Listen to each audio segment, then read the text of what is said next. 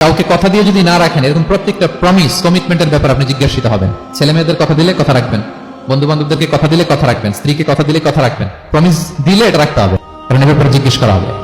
নবীদের মধ্যে ইসমাঈল আলাইহিস সালাম ওয়াদা রক্ষার ব্যাপারে খুব বেশি সোচ্চার ছিলেন। সব নবীরাই ছিলেন, উনি বেশি সোচ্চার। এজন্য আল্লাহ বলেন ওয়াযকুর ফিল কিতাবি ইসমাঈল ইন্নাহু কানা সাদিকাল ওয়া'দি ওয়া কানা রাসূলান নাবিয়্যা। উনি ছিলেন সাদিকাল ওয়া'দ, প্রতিশ্রুতি রাখতেন। এক লোকের সাথে ওনার কথা হলো যে আগামীকাল বিকেলে ওনারা দেখা করবেন। ইসমাঈল সাল্লাম বিকেল বেলা আগামীকাল যে এক গাছের নিচে কমিটমেন্ট ছিল যে অপেক্ষা করলেন, কিন্তু ওই লোক আসে নাই, ভুলে গেছে। ইসমাঈল সাল্লাম ভাবলেন আজকে ভুলে গেছে, মনে হয় আগামীকাল আসবে, আগামীকাল আমি যাবো। এরপরের দিন আল্লাহ নবী ইসমাঈল যে ওই লোকের জন্য ওখানে হাজির, কিন্তু ওই লোক ওই দিনও আসে নাই।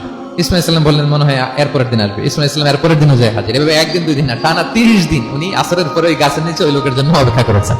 কারণ ইন্নাল আহদা কানা মাসউলা, কথা দিলে কথা রাখতে হবে। দেখেন আমরা কথা দিয়ে কথা রাখি তো নাকি?